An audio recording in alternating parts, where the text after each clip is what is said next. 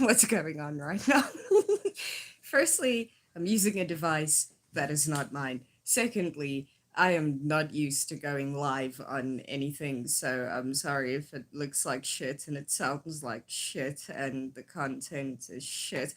I'm literally acting on impulse right now and also channeling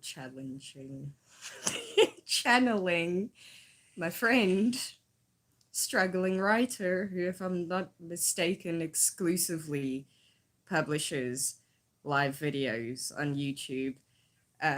Did I mention that I'm just a little bit drunk right now? Anyway, I need to talk about this godforsaken book right now. Okay, if you can tell from the title of this video, it is going to crush my soul, and I am already upset by this information. Yeah, so I figured, also, by the way, sorry for the angle. Like I said, I'm not used to this device or anything. Wait, let me actually try something. Is that better? Not really. No. Oh dear. I will just put it back where it was before. That's better. Also, yes, I am in bed currently. So anyway, I figured that I would read a little bit of this book to you, just bits and pieces, so that you can understand the trauma that I am headed for. But actually, before I do that, I should give you some backstory. So this book is called Firebringer by David Clement Davies, and I read it when I was 12 years old. I got it from the library. It broke my heart. Okay, it tore my soul to teeny tiny little bits and pieces, and I was never the same having read it, because it was the first time in my life that a book had emotionally impacted me, pretty much to the point of tears. I didn't actually cry, but oh, I wanted to so much, but I was at school and I didn't want to get bullied, so I didn't cry. But yeah, I really wanted to. This book was agony. It's so beautifully written and tragic and heartwarming and soulful, and 12-year-old me couldn't handle it. And I had to return it to the library. By the way, some of you might know the story because I have told it before back in the day when I was actively booktubing. So sorry if I'm repeating this information. But yeah, I had to return it to the library and never saw it again for 12 long years. I searched basically every day of my life to find this book again so that I could reread it, and it was just gone. It had fallen off the face of the earth. And then one of my friends, Anna, if she ever watches this, sent this to me as a surprise gift out of the blue, and it means the absolute world to me. Um, she sent this book to me, I would say in 2016, I think it was, and I just haven't been ready to reread it because I was afraid that it would change how I feel about this book, because it had so much weight. It had so much emotional weight when I was 12 that I didn't want to destroy or like shatter how I felt about it. So I just wasn't ready to dive back into it. Um, but then 2022 came along, and I decided that this year, my reading mission, my bookish mission, is to reread as many of my favorites as I can manage this year. So there are actually 80 books on my TBR, but I don't think I'm going to manage all of them, to be quite honest. You might know that I have been in a little bit of a slump for the last 2 or 3 years, and I've really been itching to get back into the reading. And also because of how I changed my channel, turning it into Geekish Civilian, talking about like the nerdy, geeky, fangirly things that I enjoy the most, I figured that, what's the harm in reliving all of my favorite books? And I don't know why, but I decided to start the year off with this one. And I've already traumatized myself. So, anyway, okay, on to the reading. I have marked the parts that I want to share with you just to give you an idea of this book and what I'm in for. Oh, wait, sorry, I have to delay this just a little bit more. So the premise of this book is that it's about anthropomorphic deer, a herd of deer, and a chosen one is born into this herd, and there is a prophecy regarding the chosen one. His name is Rannoch, and how he will basically bring balance to the herd. So the evil deer, the Drayla, they're like seriously brutally evil. I don't understand how this is a children's book. It's so violent. They wipe out all of the stags so that they can dominate the herd. They try to kill this particular deer, or like all of like there's a particular stag that they really don't like, and they want to kill his offspring as well. So they try to kill Rannoch, not knowing that he's the chosen one.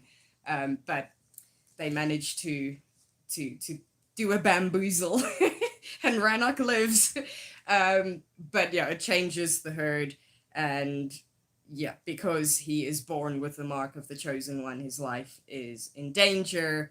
I'm not gonna say anything more about the story because I don't want to ruin it for you if you decide to read it, and I would recommend that. I would strongly recommend that. So anyway, okay, on to the reading for real this time. The first part that I would like to share with you is the actual prophecy about our dear Rannoch. It's really pretty. It says, "When the law is bruised and broken, shattered like a blasted tree, then shall Hurna be justly woken, born to set the hurler free." The hurler are the deer, by the way.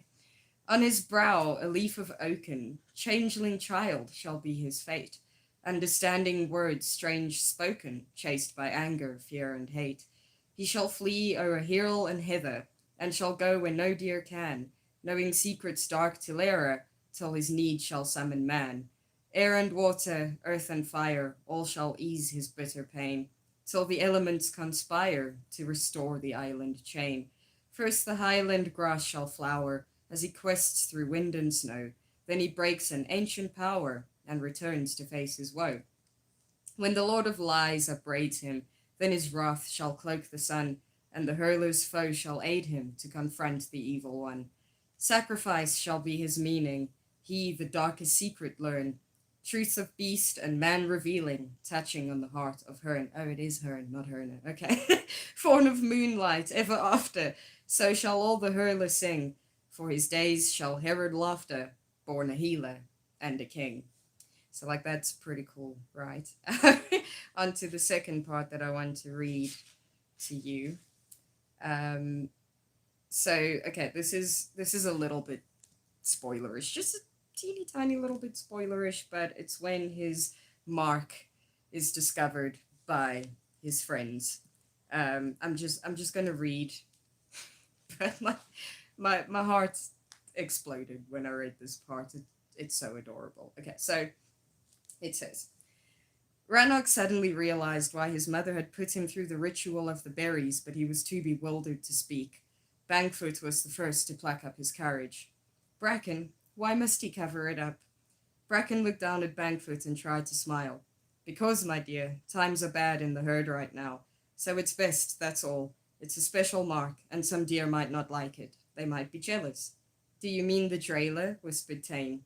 "Yes," Bracken nodded, "and others. It's better that Rannoch looks just like you and me." At the mention of a special mark, Bangfoot, who is chubby, by the way, so this just makes it even more adorable. At the mention of a special mark, Bangfoot looked at his friend with a new wonder. "But I think it's very fine," he said. When I read that part, like, it was just like, oh. It's so cute. It's so sweet. Like, I can't even handle it.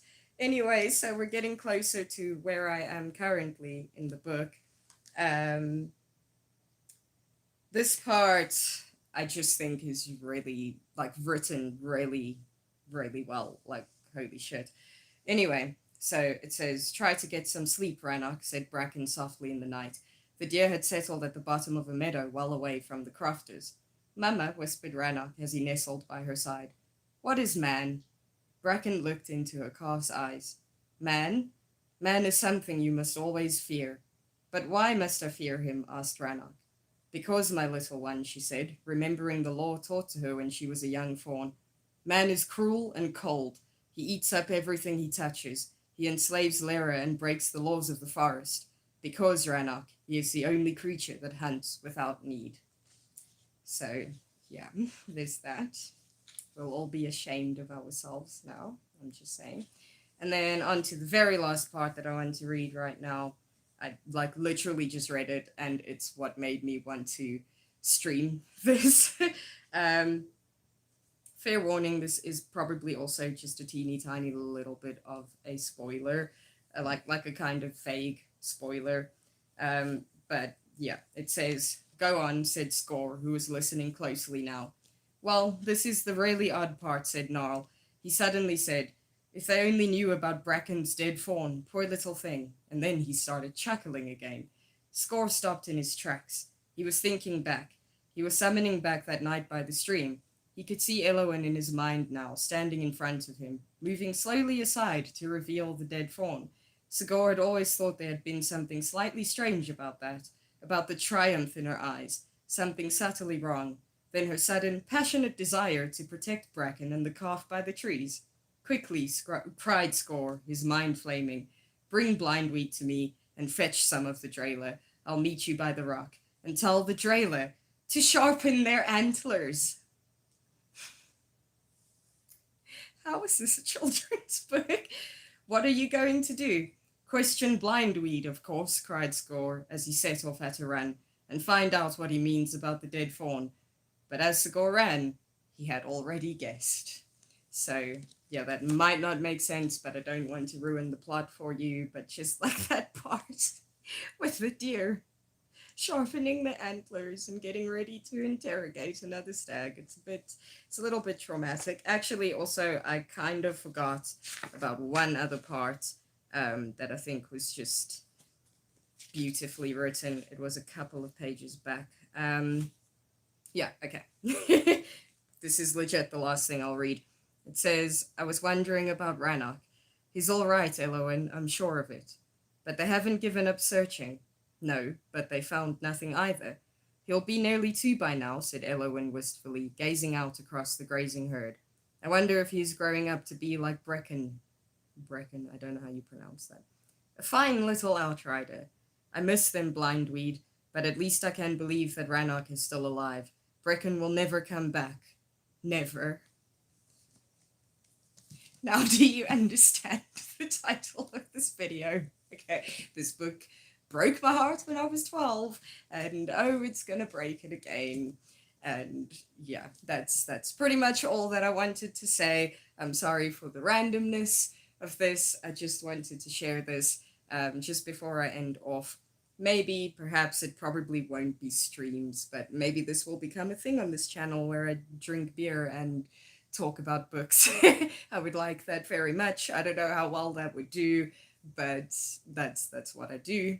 To quote Game of Thrones, I drink and I know things. Is it Game of Thrones? I think it is.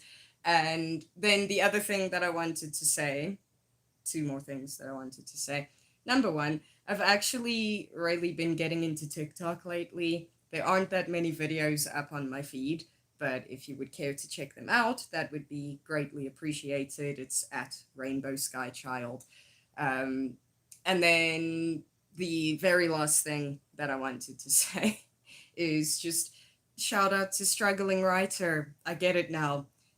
This is actually really fun. There's less to think about in terms of editing, preparation, scripting, trying to make these perfect videos that are I don't know, just planned to the T. This was very refreshing and surprisingly easy to do. So yeah, I might copy you again in future. Anyway, I'm going to shut up now. Let me know what you think of this. Let me know if you are at all interested in reading Firebringer, because oh my god, this book is so good. It is so good. And also let me know if you would like to join me in revisiting your favorite stories. It's not a challenge, there's no rules, it's not a competition, but let me know if you would like to participate. Anyway, that's all I'm going to say for now. I need to figure out how to stop recording. I literally don't know what I'm doing right now.